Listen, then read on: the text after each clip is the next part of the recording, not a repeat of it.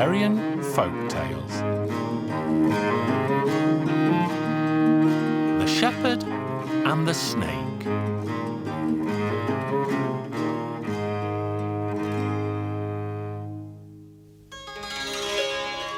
Once upon a time, in a land far, far away, there lived a poor shepherd boy. The only thing the shepherd boy possessed was a little donkey, and he spent his days guarding the mayor's flock of sheep. He sat watching the flock one day and thinking how unfair it was that some people had money and were rich, while others had none and were poor. He sat thinking and thinking when he suddenly heard the sound of crying. "Help me! Help me!" The boy followed the sound of crying and walked to a hole in the ground, where he came upon a yellow-bellied snake wriggling in a fire. "Help me, shepherd boy, and I will soon repay the favour." So the boy held out his stick, and the yellow-bellied snake slithered up it and out of the fiery flames. Then the snake said, "Follow me, and you should know that my father is the king of all snakes." The yellow-bellied snake slithered along, and the young shepherd walked quickly behind. He left his donkey to watch over the sheep.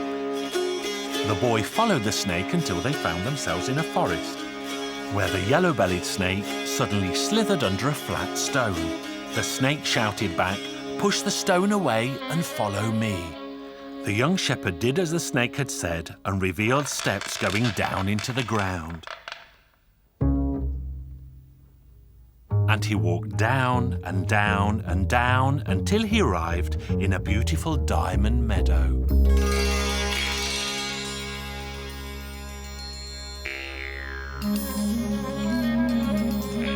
"This is my father's palace." And the gate to the palace was guarded by two very large snakes. There the yellow-bellied snake slithered in, and the young shepherd followed close behind. They passed through one room after the other until they arrived at the throne room that sparkled with silver and gems. The walls were studded with diamonds, and everything was decorated in precious metal. The Snake King was sitting proudly on an enormous throne, and when he wanted to give his servants an order, he would simply flick his tail and bells would ring.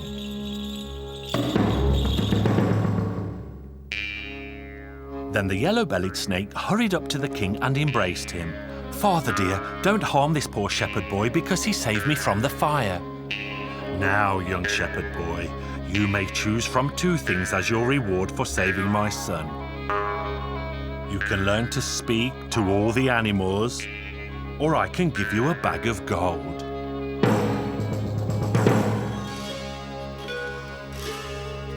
The poor shepherd boy thought hard because he was sorely tempted by the promise of riches, but he would never ever have the chance to learn the language of the animals again. And so that is what he chose. "Come here, my child," said the Snake King. So the young shepherd boy approached the fearsome snake, and the king hissed in his ear, and he instantly understood what the king was saying to his snake son. So then the poor shepherd boy bid farewell to the yellow-bellied snake and his father the king, and started to walk back the way he had come. He walked on until he came to the beautiful meadow, climbed back up the underground steps, and re-emerged into his own world once more. Then he herded his sheep up and sat down to reflect on all that had happened to him that day. And as he sat there, two tiny birds flew up and landed in the top of a tree, where they sat talking to each other. Did you know? If that poor shepherd boy only knew what lies at the foot of this tree, he would not stay poor for one day more. But the young shepherd heard this and understood all they said. So he swiftly drove his sheep back to their owner, picked up his sharpest axe, and walked back to the forest to the tree where he had sat.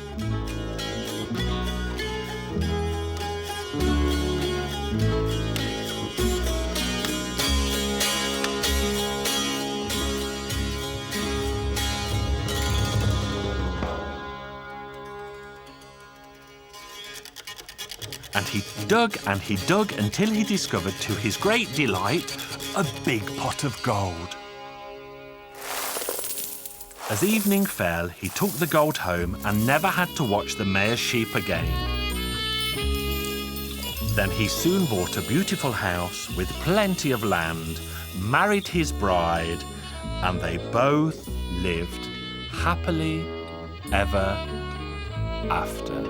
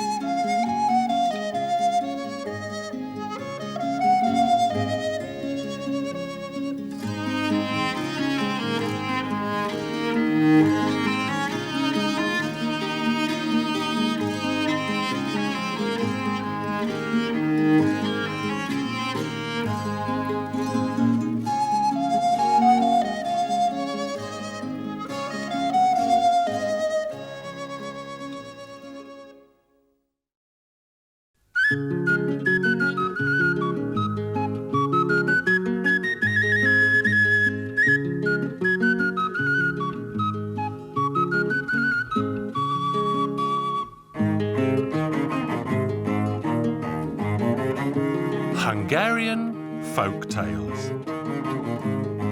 Starving Mathias.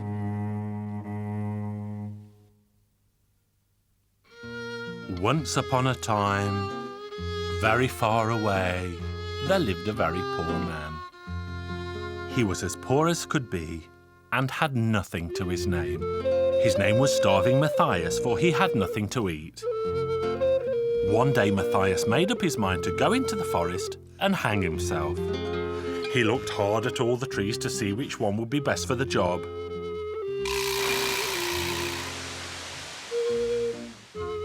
And as he was busy doing this, the devil appeared before him and asked, "What are you looking for, Mathias?" "I'm looking for incense to smoke you out of hell." This frightened the devil so much that he promised to give Mathias anything he wanted. "Then give me 200 pounds of gold." And so the devil gave him what he wanted. Mathias returned home very contented. The devil also went home and told the other devils what had happened. The other devils told him that 200 pounds of gold was far too much and thought how best to get it back. Then one of the devils had a very simple idea. "I shall simply go and ask him to give it back." So the devil went to him and said, 200 pounds of gold is really far too much, so I suggest the strongest between us should take it as a prize. I challenge you to a fight." "I won't fight you, devil. I'll simply throw you to the ground so that you'll never get up again. But my grandfather is 188 years old and lives deep in the forest. You should go and fight him instead." So the devil and Mathias went to the forest, where Mathias told the devil to enter a cave. So the devil went in, and what do you think he found? A bear. But the devil didn't know it was a bear. The bear was lying on the ground, and so the devil woke it up. The bear was far stronger, but the devil managed to slip from the bear's grip and hurry away home again. Then the devils gathered for a second time to discuss how best to get the 200 pounds of gold back from Starving Mathias. Next, the fastest devil went to see Mathias. "Mathias, the 200 pounds of gold is far too much, so let's see which one of us can run faster, and he shall have the gold. I won't compete against you, because if I start running, I'll be so fast that I'll knock down the walls of hell. But I have a son called John who will run fast against you.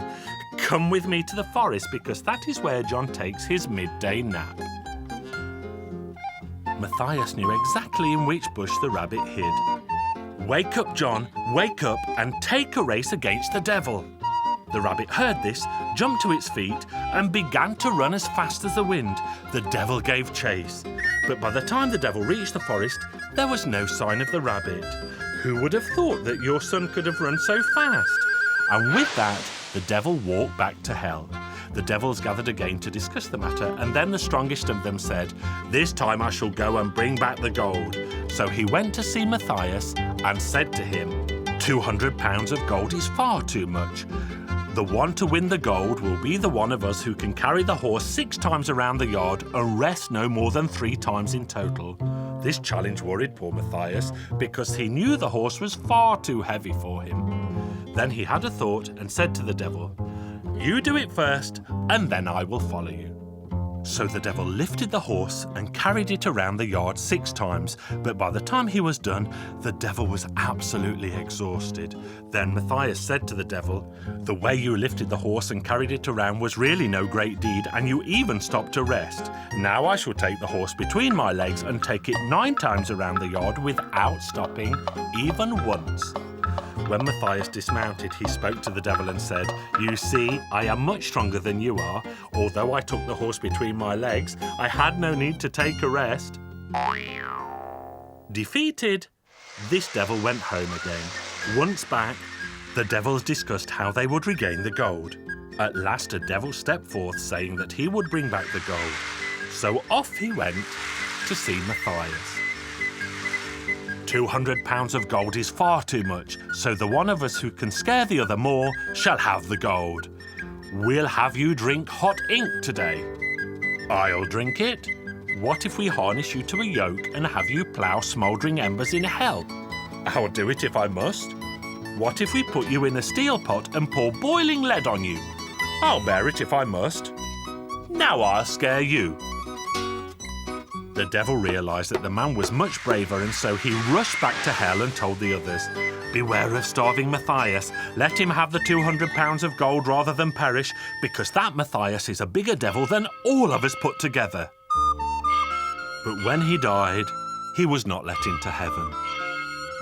Off you go to hell. That's where you belong. You were good friends with the devils down there. So off Mathias went to hell, but the devils would not let him in either. Then poor Mathias sat down outside heaven's door and sits there to this day. If you go to heaven, you are sure to see him still.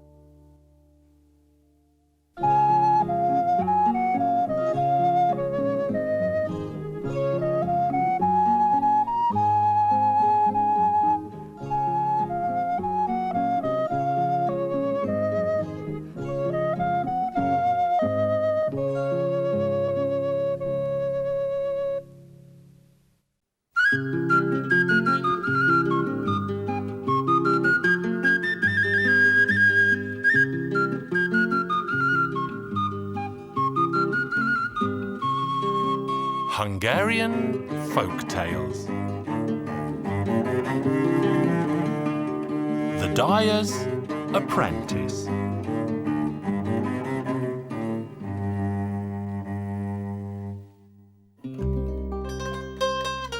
Once upon a time, there lived a woodcutter with his wife. On a fine spring morning, the woman gave birth to a baby boy. By the time the lad turned 13 years of age, the woodcutter died. The boy and his mother were very poor. Finally, the young boy walked into the village looking for a job. There he came upon a dyer who hired him as an apprentice. He earned only very little as an apprentice, but he always gave every penny to his mother. Suddenly one morning he turned to his mother. "Mother, I had a dream last night." "Tell me all about it, my son." "I cannot talk about my dream before it is time, even if my life depends on it," he said. "Well, all right." In the morning the boy went to see his master, told him that he had had a dream, but he never revealed what his dream was about. The master got angry and started beating his apprentice. The boy ran out to the street, but the master rushed after him with a whip in his hand. At that very moment in time, the king was passing by in his gilded carriage, and he called to the master, "Hey you, why are you beating that young man?" The master told the king everything one by one. Finally, the king ordered him to hand over the boy to him, and he would find out what the dream was all about. Once they got to the king's court, the young lad was literally bathed in milk and honey. 3 weeks later, the king summoned the boy and asked him how he liked being in the palace.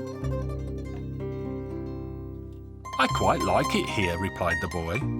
"Well, you see, son, I am trying my best to please you," said the king. "What about pleasing me a little?" "Oh, your majesty, I will do whatever I can to please you, but what can I do if it isn't possible?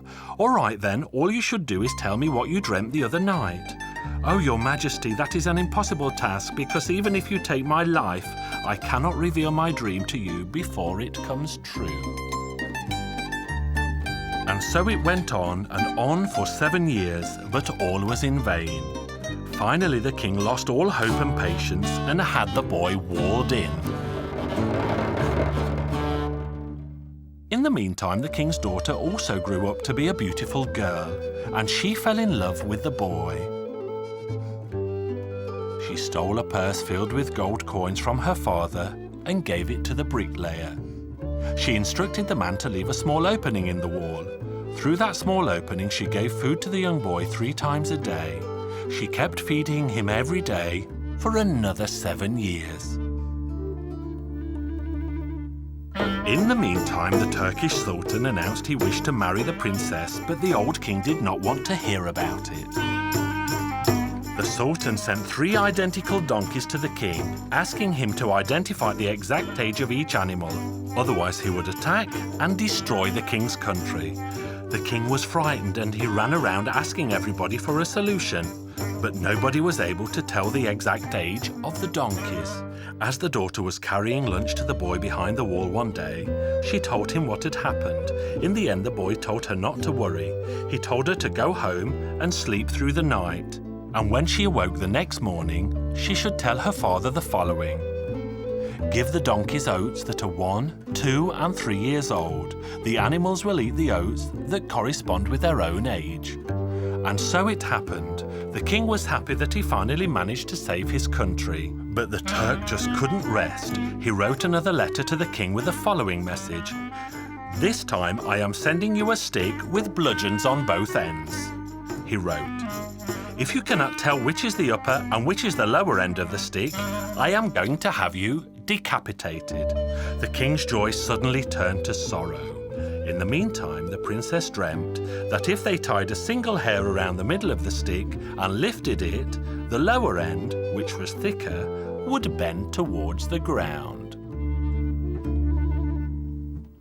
They immediately sent a letter with the answer to the Sultan. The Sultan was so angry he nearly had a fit, but he could still not rest. He sent another letter plus 3 penknives, asking the king to identify which of the knives belonged to a gentleman, a soldier, and to a peasant.